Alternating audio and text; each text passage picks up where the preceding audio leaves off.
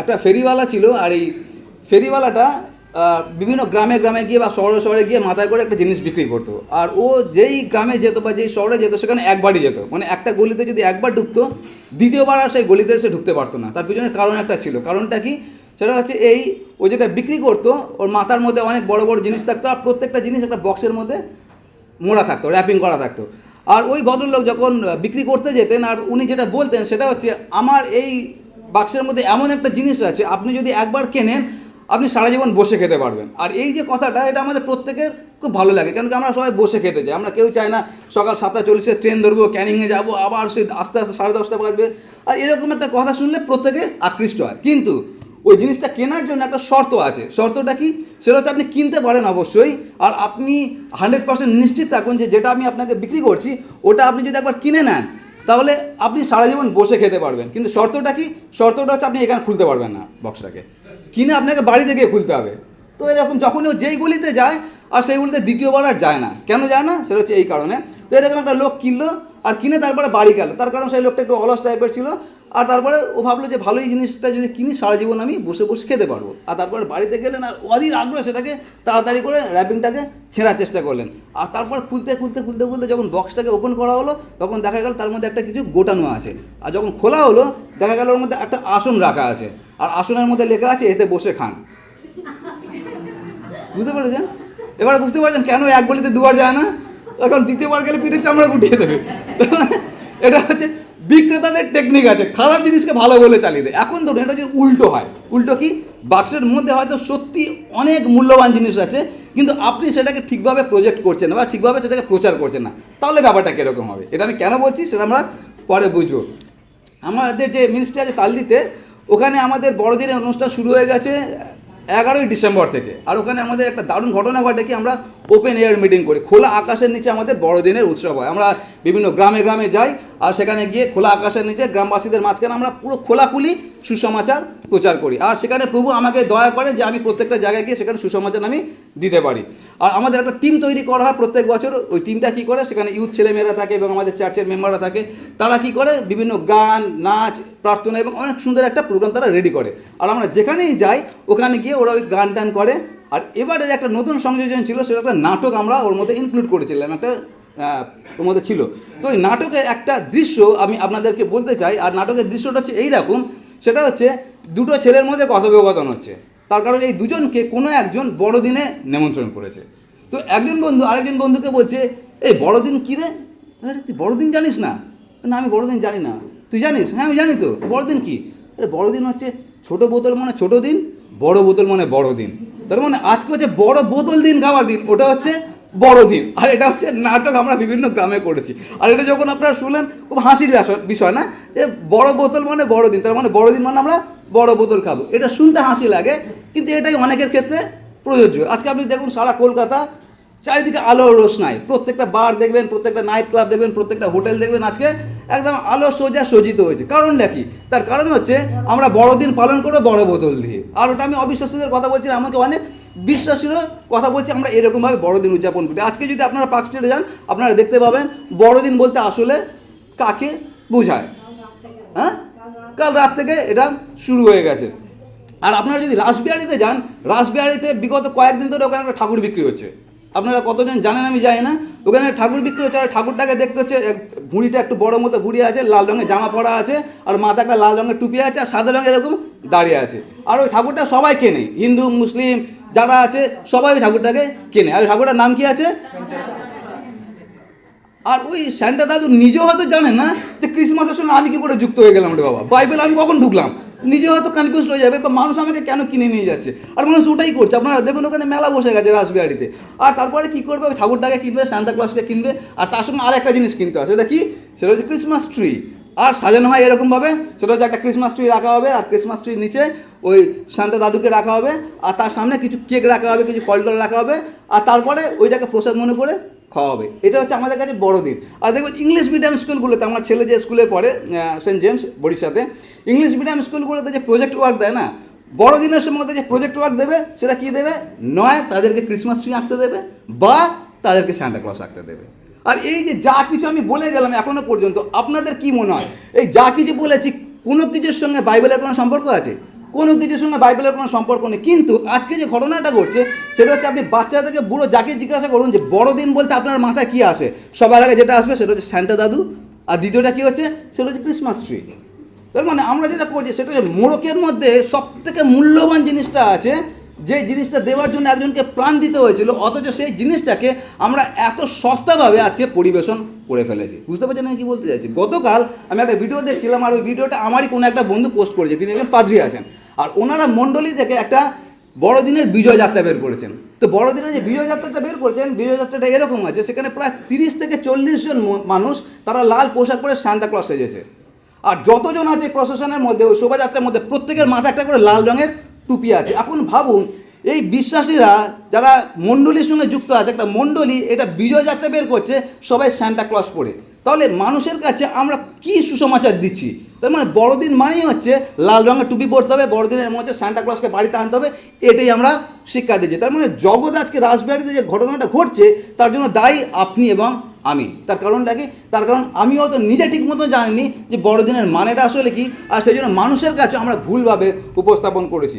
আমি যে ফেরিওয়ালার কথা বললাম, ফেরিওয়ালা কী করতো, খারাপ জিনিসকে ভালোভাবে উপস্থাপন করতো, আর আমরা আজকে পৃথিবীর সবথেকে মূল্যবান জিনিসকে এত ফ্যাংলা করে দিয়েছি যে মানুষ বুঝতেই পারছে না আসলে বড়দিন ব্যাপারটা কী। আর সেই জন্য বড়দিন হয়ে গেছে আজকে বড় বোতলের দিন, আর ওটা হচ্ছে অনেক বিশ্বাসীর কাছে আজকে এটাই বাস্তব। আর সেই জন্য আজকে আমরা যে জিনিসটা দেখব সেটা হচ্ছে বড়দিন বলতে আসলে কী বোঝায়। আর আমরা সকলে জানি বড়দিন বলতে কী বোঝায়। আমরা দেখব লুক লিখিত সুসমাচার, আজকে আমরা সেটা পড়েছি 2 অধ্যায় 8 এবং 10 পদে। তো লুক লিখিত সুসমাচার 2 অধ্যায় 8 থেকে 10 পদে অনেকগুলো কথা লেখা আছে, তার মধ্যে একটা কথা লেখা আছে 10 পদে। সেখানে বলা হচ্ছে, আপনাদের কাগজেও দেখতে পারবেন, সেখানে লেখা আছে, স্বর্গদূত তাদেরকে বললেন, তাদেরকে মানে রাখালদেরকে বললেন, তোমরা ভয় করিও না, কেন কি তোমাদেরকে একটা মহা আনন্দের সুসমাচার শোনাচ্ছে। আর সেই সুসমাচারটা কি? সেটা হচ্ছে তোমাদের জন্য একজন ত্রাণকর্তা জন্মিয়েছেন, তার নাম খ্রিস্ট প্রভু। তার মানে এক কথা যদি বলি, বড়দিন মানে কি? বড়দিন মানে হচ্ছে প্রভু যিশুর জন্মদিন। এখন এই প্রভু যিশুর জন্মদিন আর রাখালদের কাছে মহা আনন্দ কী সম্পর্ক আছে? কারণ কি রাখালের রাত্রিবেলা মাঠে পাল চৌকিয়ে দিচ্ছে, তাদেরকে বলা হচ্ছে তোমাদেরকে একটা আনন্দের খবর শোনাচ্ছি। সেটা কি? সেটা হচ্ছে মরিয়ম এবং জোসেফের বাড়িতে একটা ছেলে জন্মগ্রহণ করেছে। আমাদের যখন বিয়ে হয়, আমি অনেকবার এই ঘটনাটা বলেছি, আর বিয়ের পর আমাদের প্রথম স্বপ্ন ছিল আমাদের সন্তান হবে, দুটো বাচ্চা আমাদের মিসক্যারেজ হয়ে গেছে, নষ্ট হয়ে গেছে। তারপর আমরা আশা ছেড়ে দিয়েছিলাম যে আমাদের বাচ্চা কাচ্চা হবে বলে।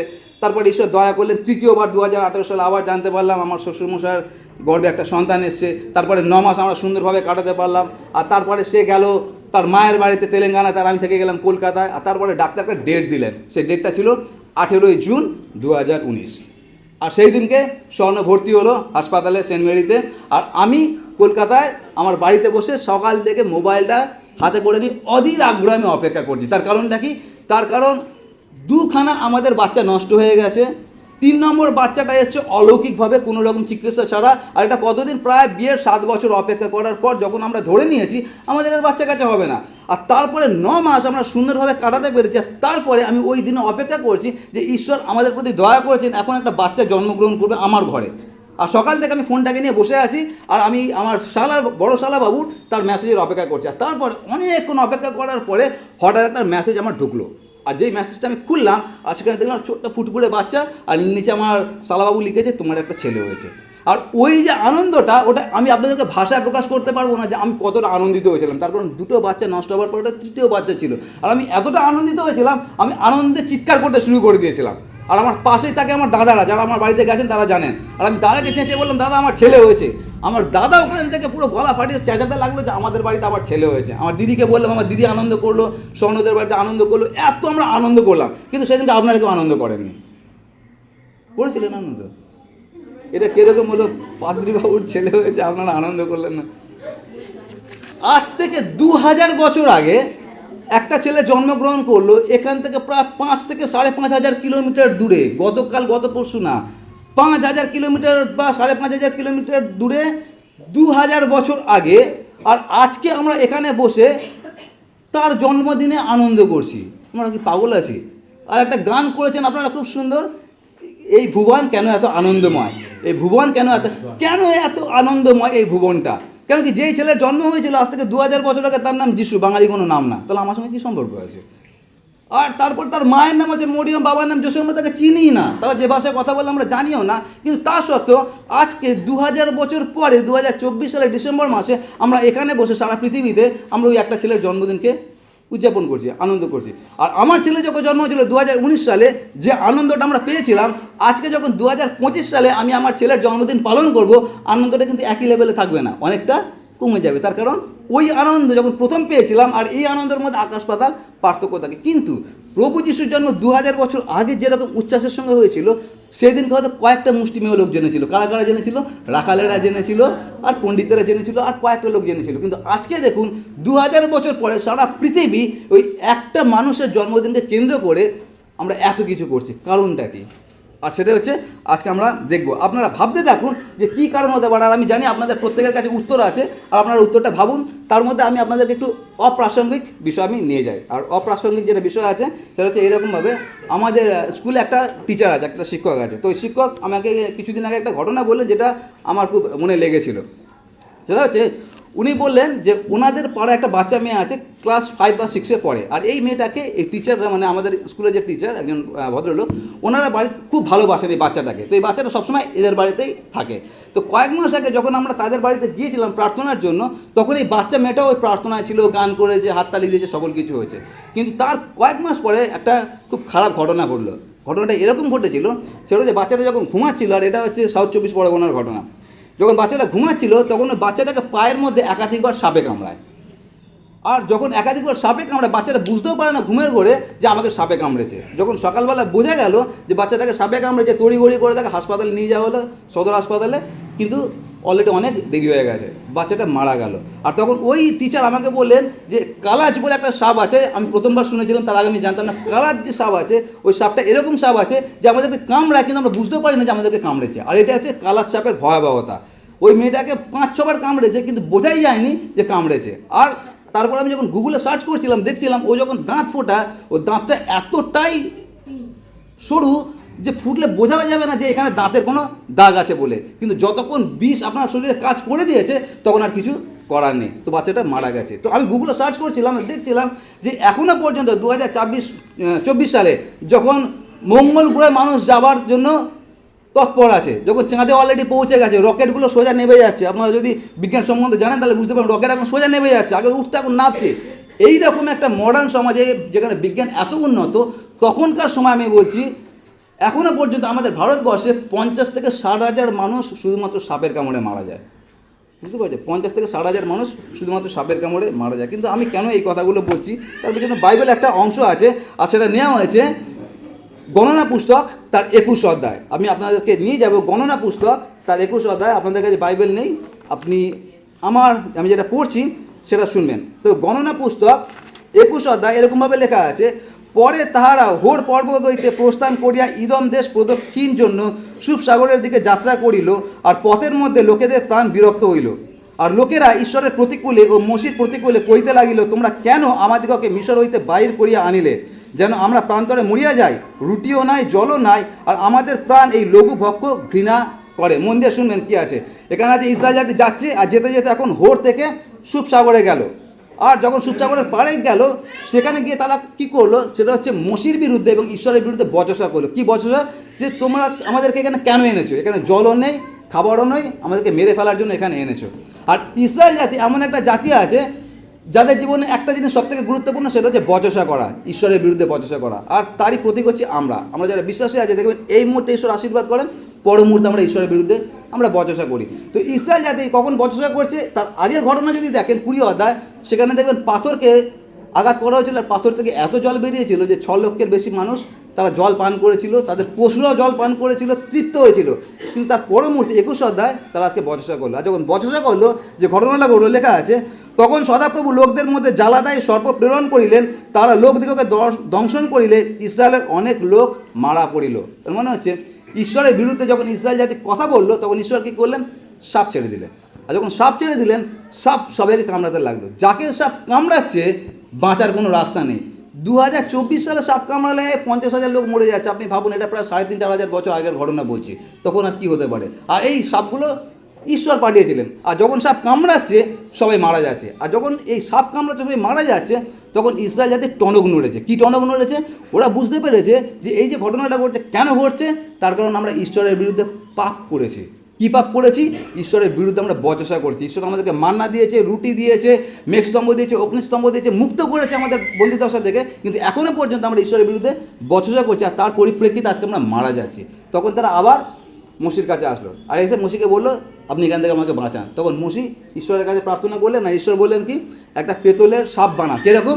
যেই সাপগুলো কামড়াচ্ছে হুবু একই রকম দেখতে একটা সাপ বানা, আর সেই সাপটাকে একটা পতাকার মধ্যে বা একটা বাঁশের মধ্যে, খুঁটির মধ্যে ওপরে রেখে দাও, যাতে তাঁবু থেকে সবাই ওটাকে দেখতে পারে। আর ঈশ্বর বলেছিলেন, যাকে সাপে কামড়াবে সে খালি একটাই কাজ করবে, কোনো সদর হাসপাতালে দৌড়াতে হবে না, কোনো অ্যান্টিবায়োটিক ইঞ্জেকশন নিতে হবে না, কিছু করতে হবে না, খালি একটাই কাজ করতে হবে। সেটা কি?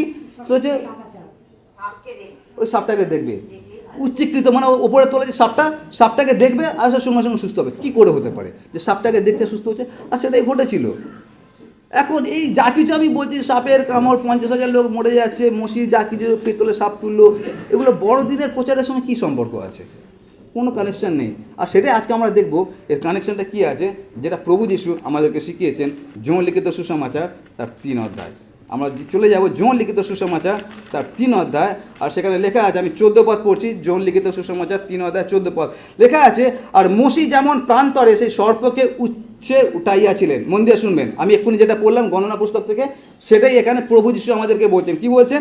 তিনি বলছেন, মসি যেমন প্রান্তরে সেই সর্পকে উচ্ছে উঠাইয়াছিলেন, সেই রূপ মনুষ্য পুত্রকেও উচ্চীকৃত হইতে হইবে। তার মানে বুঝতে পারছেন, এই কানেকশন আমি করছি না, সম্পর্ক আমি তৈরি করছি না নতুন করে, এই সম্পর্ক প্রভু যিশু তৈরি করছেন। সেটা কি?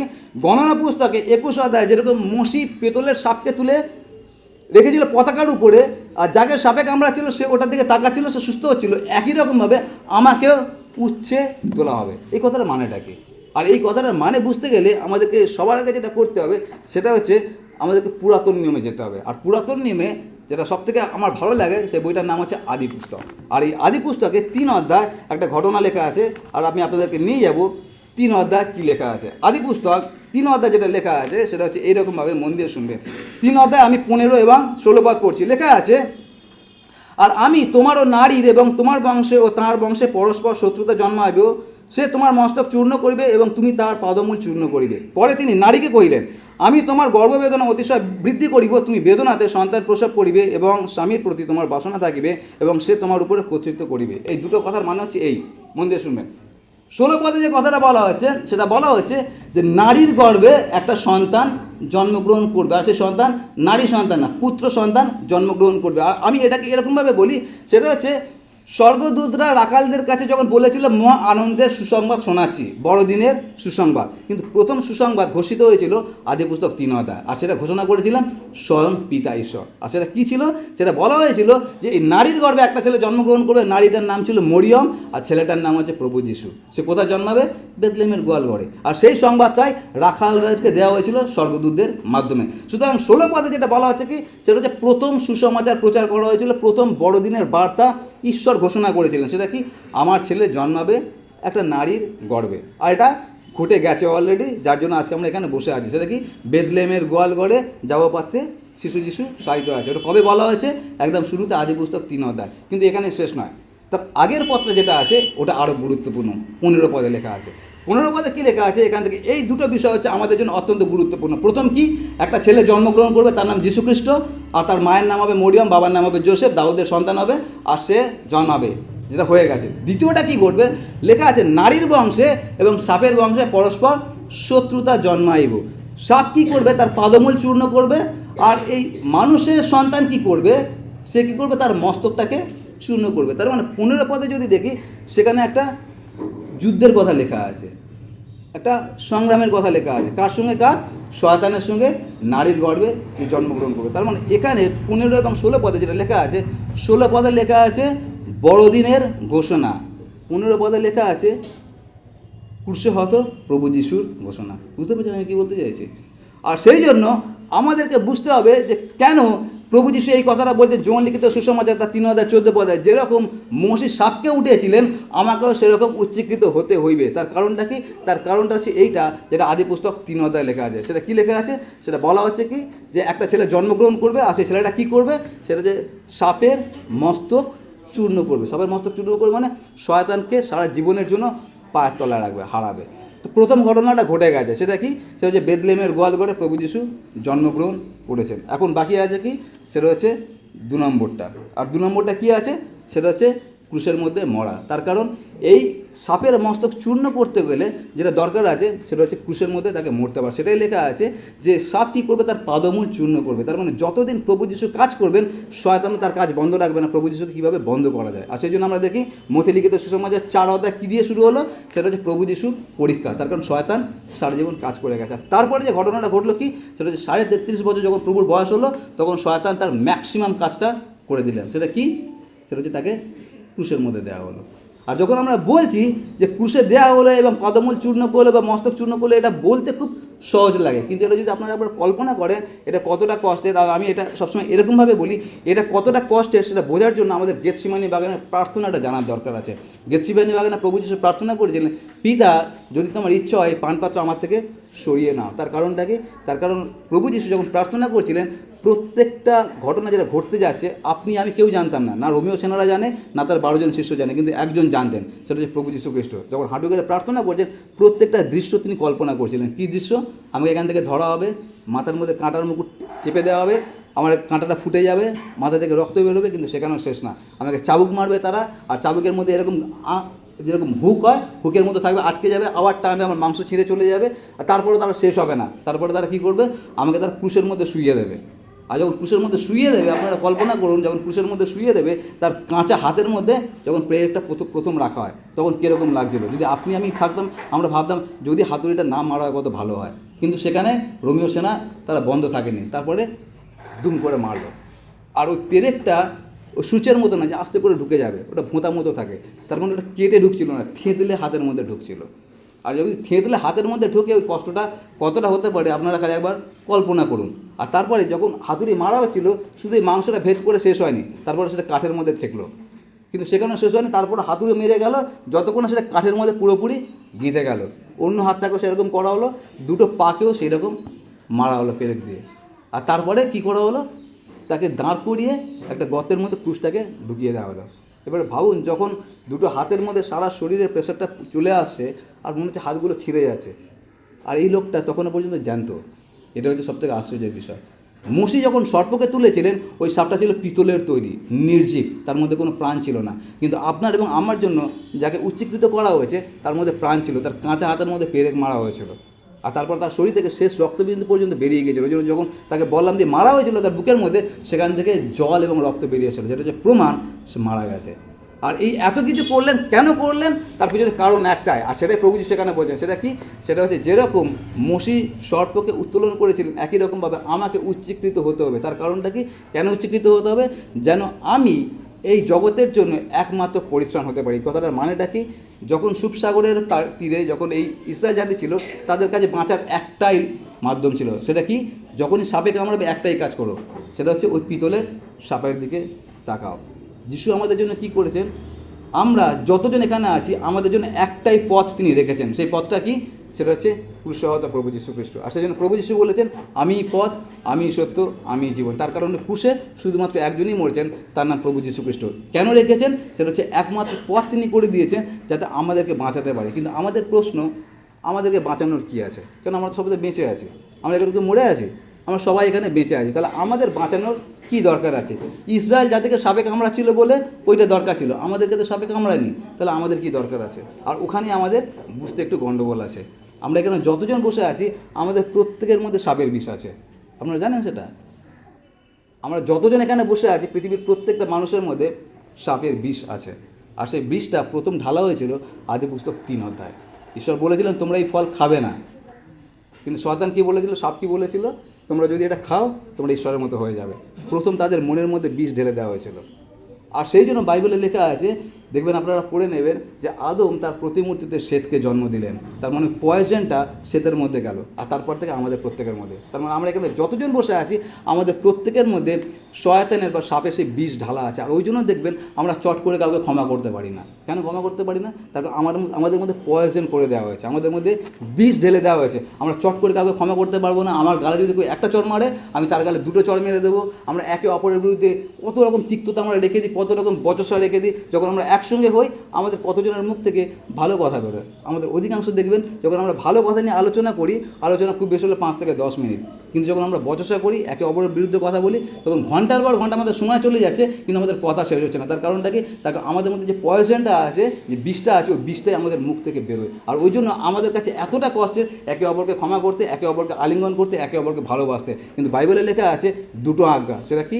তোমার ঈশ্বর সদাপ্রভুকে প্রেম করবে, দ্বিতীয়টা কি? তোমার প্রতিবেশীকে নিজের মতো প্রেম করবে। আমরা করতে পারছি না। কেন করতে পারছি না? তার কারণ এই শয়তানের বিষ আমাদের প্রত্যেকের মধ্যে কাজ করছে। আর ওই জন্য বাইবেলে লেখা আছে, এটা সাধু পৌল খুব সুন্দরভাবে বলেছে 3:23 যে সকলেই পাপ করিয়াছে এবং ঈশ্বরের গৌরবহীন হইয়াছে। আর সেই পাপের একটাই বেতন আছে, সেটা কি? সেটা হচ্ছে মৃত্যু। আমরা যখন সারা মাস কাজ করি, আর আমরা যেই 1 থেকে 30 তারিখ পর্যন্ত কাজ করলাম, যেই পরের মাস পড়ে গেল, সঙ্গে সঙ্গে আমরা ফোনটাকে চেক করতে থাকি, মেসেজটা ঢুকলো নাকি, কিসের মেসেজ? স্যালারিটা ঢুকলো নাকি। আর যদি স্যালারি টাইমের মধ্যে না ঢোকে, তাহলে যে বস আছে তার তো একদম আমরা চটকে ছেড়ে দিই। তার কারণ সারা মাস কাজ করেছি, যখন কাজ করেছি আমার প্রাপ্য আমাকে দিতেই হবে। বাইবেল একই রকমভাবে যখন কাজ করছি, ভালো কাজের জন্য যখন ফলের আশা করছি, খারাপ কাজের জন্য যেন শাস্তিরও আশা করি। তার কারণ বাইবেল আমাদেরকে সেটাই বলে যে পাপের বেতন মৃত্যু। আর ওটা আমরা জানি না, এটা হচ্ছে সবথেকে ভয়ানক। আমি আপনাদেরকে বলেছিলাম কালাত সাপের দংশন, ও যখন কামড়ায় মানুষ বুঝতেও পারে না কামড়েছে, ওটা এতটা ভয়ানক। আজকে আমাদের প্রত্যেকে যে শয়তান দংশন করেছে, আমরা নিজেরাও বুঝতে পারছি না যে শয়তানের বিষ আমাদের মধ্যে কাজ করছে। ওটা আমরা কী করে বুঝতে পারি? আমাদের চিন্তায়, আমাদের কথায়, আমাদের কাজে, আমাদের ব্যবহারে আমরা লোককে দেখিয়ে দিই যে আমাদের মধ্যে আসলে যেটা আছে সেটা হচ্ছে শয়তানের বিষ আমাদের মধ্যে ঢালা আছে। আর সেই জন্য আমাদের মধ্যে এত কষ্ট একে অপরকে ক্ষমা করতে, আমাদের মধ্যে এত কষ্ট একে অপরকে ভালোবাসতে এবং আলিঙ্গন করতে। আমি গতবারে বলছিলাম সেটা হচ্ছে আমরা যখন আলিঙ্গন করি একে অপরকে, সুপ্রভাত বা গুড মর্নিং বলি, আমরা মুখ দেখে বলি, যাকে পছন্দ তাকে বলি, যাকে পছন্দ আমরা তাকে বলি না। কেন? তার কারণ হচ্ছে এই যে পয়জনটা আমাদের মধ্যে আছে, ওটা ভেদ করতে শেখায়, কাকে আমি শুভেচ্ছা জানাবো, কাকে আমি শুভেচ্ছা জানাবো না। কিন্তু বিশ্বাসের জীবন কখনোই এরকম হওয়া উচিত না। আর সেই জন্য প্রভু যীশু কী করলেন? তিনি মরলেন। কেন মরলেন? যেন আমাদের জন্য তিনি একমাত্র পথ তিনি তৈরি করতে পারেন। কিন্তু আমাদের কাছে আরেকটা প্রশ্ন, সেই প্রশ্নটা কি? সেটা হচ্ছে প্রভু যীশুকে তো আমি মরতে বলিনি। কেন কি 2000 বছর আগে যখন তিনি মরেছিলেন তখন আমি সেখানে উপস্থিত ছিলাম না, তাহলে কেন তিনি মরেছেন? তার জন্য আমি দায়ী না। আর তার উত্তরটা হচ্ছে এইরকমভাবে, তিনি 14 পদে বলেছেন কি? সেটা হচ্ছে যেরকম মসি পেতলের সাপকে তুলেছিলেন, একই রকমভাবে আমাকে তোলা হবে। কেন তোলা হবে? 15 পদে লেখা আছে যেন যে কেউ তাকে বিশ্বাস করে যেন বাঁচে। আর তারপরে আছে পৃথিবীর সবথেকে আশ্চর্য কথা, সেটা হচ্ছে 3:16 কী লেখা আছে? কারণ ঈশ্বর জগৎকে এমন প্রেম করিলেন যে আপনার একজাত পুত্রকে দান করিলেন, যেন যে কেউ তাকে বিশ্বাস করে সে বিনষ্ট না হয় কিন্তু অনন্ত জীবন পায়। আপনার প্রশ্ন হতে পারে, আমার প্রশ্ন হতে পারে যে শুধু আমি বলিনি ক্রুশে হত হবার জন্য, আমার পাপের জন্য আমি বলিনি তাকে হত হবার জন্য। আর ঘটনাটা এরকমভাবে, সেটা হচ্ছে আমাদের ছেলে যখন শরীর খারাপ আইজাকের, আর যখন ওর জ্বর হয়, আমরা দুজন সারা রাত ঘুমাতে পারি না, আমরা প্রায় রাত জেগে বসে থাকি, বা আমরা পালা করে করে রাত জেগে বসে থাকি। আর যখন সারা রাত জেগে বসে থাকি, তারপরে সকালবেলা ধরুন আমার ছেলে ঘুম থেকে উঠলো, আর তারপরে আমাদেরকে প্রশ্ন করলো, তোমাদেরকে তো আমি বলিনি রাত জেগে বসে থাকতে। আমাদের উত্তরটা কী হতে পারে? সেখানে কোনো উত্তর নেই, সেখানে একটা কারণ আছে। কারণটা কি? আমরা আমাদের ছেলেকে অত্যন্ত ভালোবাসি, আর সেই জন্য তার জ্বর যখন হয়েছে আমরা সারা জেগে আছি যেন রাত্রিবেলা তার কোনো বিপদ না ঘটে। একই রকমভাবে যিশুকে আপনার আমার বলার দরকার নেই যে আমার জন্য তুমি মরো। তিনি কেন করেছেন? কারণ ঈশ্বর জগৎ কেমন প্রেম করলেন, তিনি আপনাকে প্রেম করেছেন বলে আজ থেকে 2000 বছর আগে যখন আপনার জন্ম হয়নি তখন তিনি মরেছিলেন। কেন মরেছিলেন? আপনার জন্য একটা রাস্তা বের করে দিয়েছিলেন, একমাত্র রাস্তা। সেটা কি? আপনার মধ্যে শয়তানের বিষ আছে, আর তার পরিণাম একটাই আছে, সেটা হচ্ছে মৃত্যু। কিন্তু সেখান থেকে বাঁচানোর জন্য প্রভু যীশু আমাদেরকে এই পথটা দিয়েছে, যে কেউ তার দিকে তাকাবে। আর ওটাই জন লিখিত সুসমাচার 3:16 লেখা আছে, যে কেউ তাঁকে বিশ্বাস করবে। আর শেষে আমি এটা বলবো, সেটা কি? আমি বলেছিলাম যখন ইসরায়েল জাতি ওই সাপের দিকে তাকাতো সঙ্গে সঙ্গে তারা বেঁচে যেত। তার পিছনে একটা বড় কারণ ছিল। কারণটা কি? যখনই তারা ওই হত সাপের দিকে তাকাতো তারা একটা জিনিস মনে করতো, সেটা কি? সেটা হচ্ছে আমার পাপ। বুঝতে পারছেন আমি কি বলছি? ঈশ্বর যে নিয়মটা দিয়েছিলেন, কেন? যখন সাপে কামড়াচ্ছে সঙ্গে সঙ্গে ওটার দিকে তাকালে মনে পড়ে যাবে যে আমি ঈশ্বরের বিরুদ্ধে পাপ করেছি বলে আজকে আমাকে সাপে কামড়েছে, আর তার পরিণতিকে আমি এখন মরতে যাচ্ছি। কিন্তু এই পাপ করা, মরতে যাওয়া, তার সঙ্গে ঈশ্বর আর একটা জিনিস অ্যাড করে দিয়েছে, সেটাকে পরিত্রাণ। এই মৃত্যু থেকে তিনি আবার আমাকে জীবন দিয়েছে। একই রকমভাবে যখন আমি ক্রুশের দিকে তাকাই, আমাদের একটা জিনিস স্মরণে আসা দরকার আছে। সেটা কি? সেটা হচ্ছে তিনি যে ক্রুশে ঝুলছেন আপনার এবং আমার পাপের কারণে। কিন্তু দুঃখের বিষয় আমরা কতজন সেই জিনিসটা ভাবি। আর সেই জন্য বাইবেলে লেখা ছিল কি, যে নারীর গর্ভে একটা ছেলে জন্মগ্রহণ করবে, আর তিনি জন্মেছেন। আর তারপরে যে ঘটনাটা ঘটলো সেটা কি, তাকে ক্রুশে দেওয়া হলো, আর তারপরে তিনি মারা গেলেন। আর যখন মারা গেল তখন শয়তান হয়তো ভাবছিল যে তার কাজ সব শেষ হয়ে গেছে। কিন্তু তারপরে হচ্ছে পৃথিবীর আশ্চর্য ঘটনা ঘটেছিল। সেটা কি, তাকে কবরে দেওয়া হলো, আবার তৃতীয় দিনে তিনি পুনরুত্থিত হলেন। ওই কথাটাই ঈশ্বর বলেছিলেন 15 পদে 3 অধ্যায় আদি পুস্তক। কি সেটা হচ্ছে, পাদমূল চূর্ণ করিবে, কিন্তু সেই ছেলে সাপের মস্তক সারা জীবনের জন্য চূর্ণ করবে। আর ওটা তখনই সম্ভব হলো যখন প্রভু যীশু আবার মৃত্যু থেকে বেঁচে উঠলেন। আর সেটাই হচ্ছে আমাদের কাছে বড়দিন। সুতরাং বড়দিনটা কি? বড়দিন যে প্রভু যীশু জন্মগ্রহণ করেছিলেন বেথলেহেমের গোয়ালঘরে। কেন জন্মেছিলেন? যাতে আপনার এবং আমার জন্য উচ্চীকৃত হতে পারে। ওটা প্রভু যীশুর কথা অনুযায়ী উচ্চীকৃত হওয়া মানে যাতে ক্রুশে মরতে পারে। কেন? আপনার আমার পাপের জন্য। আর সেই জন্য স্বর্গদূত বলেছিলেন, তোমাদেরকে একটা মহা আনন্দের সুসংবাদ শোনাচ্ছি।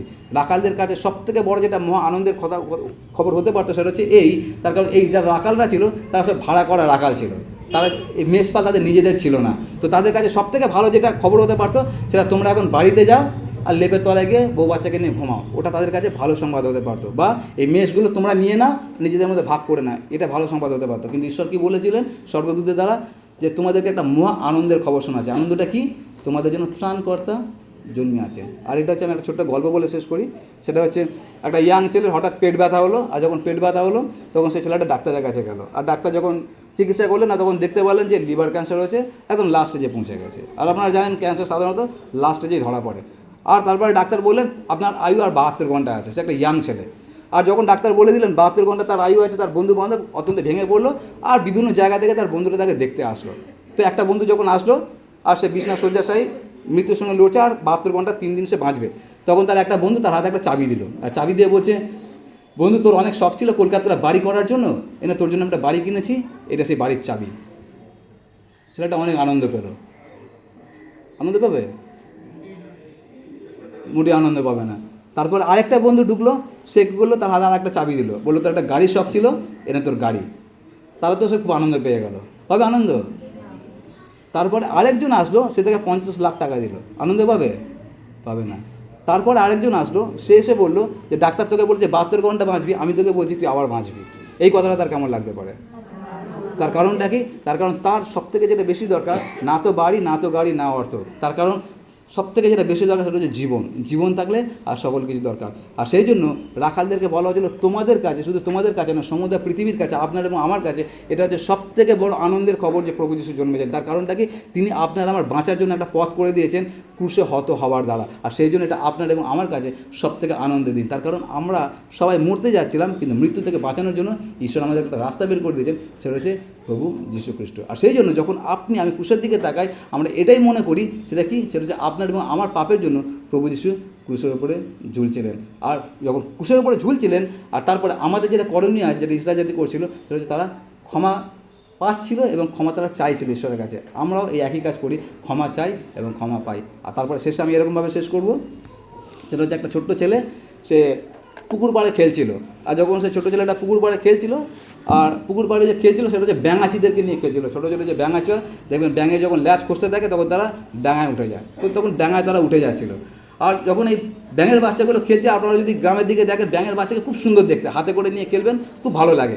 তো এই হচ্ছে মানুষের বাচ্চা, মানে আমার ছেলের মতো হয়তো বয়স হবে, আর সে ব্যাঙের বাচ্চার সঙ্গে খেলছে। প্রায় অনেকক্ষণ ধরে খেলা করতে করতে ব্যাঙের বাচ্চাগুলোকে ভালোবেসে ফেলেছে, কারণ কি ব্যাঙগুলো লাফাচ্ছে, ছেলেটাও লাফাচ্ছে, আর এরকম করতে করতে ভালোবেসে ফেলেছে। কিন্তু তারা যেখানে খেলছে সেটা হচ্ছে একটা রাস্তা, মানে পুকুরের পাড়ে মেন রাস্তা, আর মেন রাস্তার উপরে তারা খেলছে।